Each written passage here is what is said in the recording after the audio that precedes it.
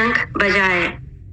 इन विभिन्न शंखों की ध्वनि कोलाहल पूर्ण बन गई, जो आकाश तथा पृथ्वी को शब्दयमान करती हुई धृतराष्ट्र के पुत्रों के हृदय को विदीर्ण करने लगी। उस समय हनुमान से अंकित ध्वजा लगे रथ पर आसीन पांडु पुत्र अर्जुन अपना धनुष उठाकर तीर चलाने के लिए उद्यत हुआ। हे राजन, धृतराष्ट्र के पुत्रों को व्यूह में खड़ा देखकर अर्जुन ने श्री कृष्ण से ये वचन कहे।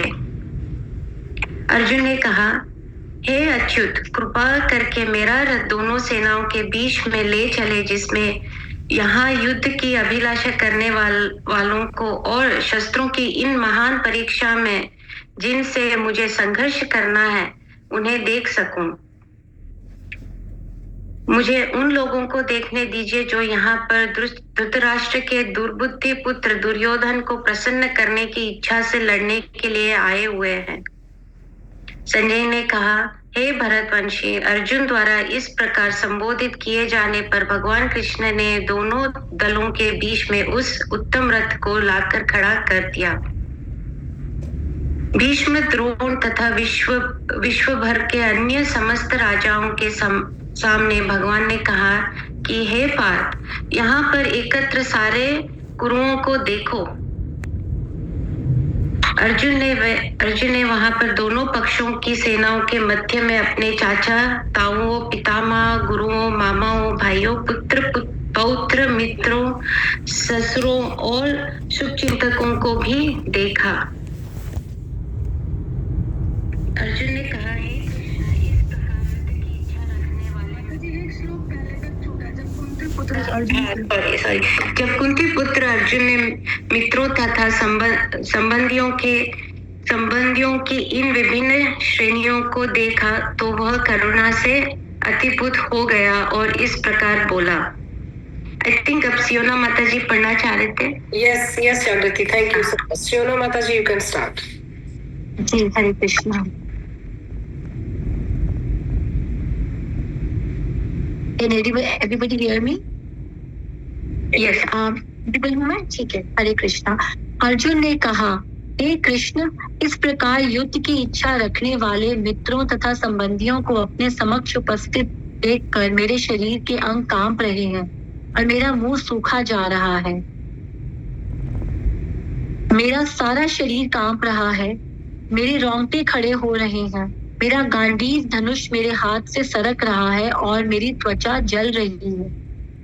मैं यहाँ अब और अधिक खड़ा रहने में असमर्थ हूँ।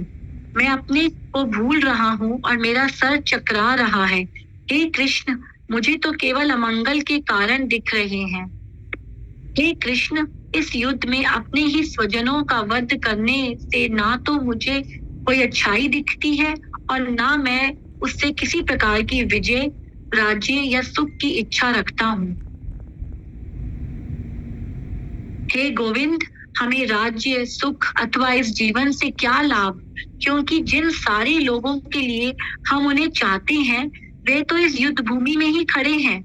हे मधुसूदन, जब गुरुजन, पितृगण, पुत्रगण, पितामह, मामा, ससुर, पौत्रगण, साले तथा अन्य सारे संबंधी अपना धन एवं प्राण देने के लिए तत्पर हैं और मेरे समक्ष खड़े हैं, तो फिर मैं इन सबको क्यों मारना चाहूंगा, भले ही वे मुझे क्यों न मार डाले। हे जीवों के पालक, मैं इन सबों से लड़ने को तैयार नहीं, भले ही बदले में मुझे तीनों लोग क्यों न मिलते हों। इस पृथ्वी की तो बात ही छोड़ दें, भला धृतराष्ट्र के पुत्रों को मारकर हमें कौन सी प्रसन्नता होगी। यदि हम ऐसे अतताइयों का वध करते हैं तो हम पर पाप चढ़ेगा। अतः ये उचित नहीं होगा कि हम धृतराष्ट्र के पुत्रों तथा उसके मित्रों का वध करें। हे लक्ष्मीपति कृष्ण, इससे हमें क्या लाभ होगा और अपने ही कुटुंबियों को मार हम किस प्रकार सुखी हो सकते हैं। हे जनार्दन, यद्यपि लोभ से अभिभूत चित्त वाले ये लोग अपने परिवार को मारने या अपने मित्रों से द्रोह करने में कोई दोष नहीं देखते, किंतु हम लोग जो परिवार के विनष्ट करने में अपराध देख सकते हैं, ऐसे पाप कर्मों में क्या प्रवृत्त हो?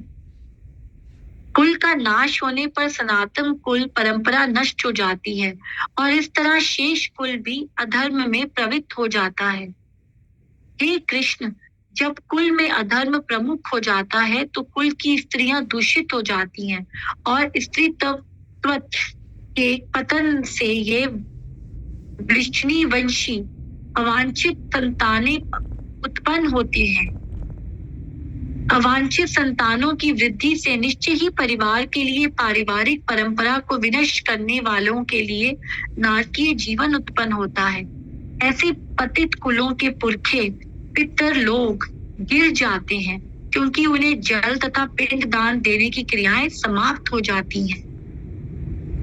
जो लोग कुल परंपरा को विनष्ट करते हैं और इस तरह अवांछित संतानों को जन्म देते हैं, उनके दुष्कर्मों से समस्त प्रकार की सामुदायिक योजनाएं तथा पारिवारिक कल्याण कार्य विनष्ट हो जाते हैं। हे प्रजापालक कृष्ण, मैंने गुरु परंपरा से सुना है कि जो लोग कुल धर्म का विनाश करते हैं वे सदैव नरक में वास करते हैं। ओह, इतनी आश्चर्य की बात है कि हम सब जघन्य पाप कर्म करने के लिए उद्यत हो रहे हैं। राज्य सुख भोगने की इच्छा से प्रेरित होकर हम अपने संबंधियों को ही मारने पर तुले हैं। यदि शस्त्रधारी धृतराष्ट्र के पुत्र मुझ निहत्थे तथा रणभूमि में प्रतिरोध ना करने वाले को मारे तो ये मेरे लिए श्रेयस्कर होगा।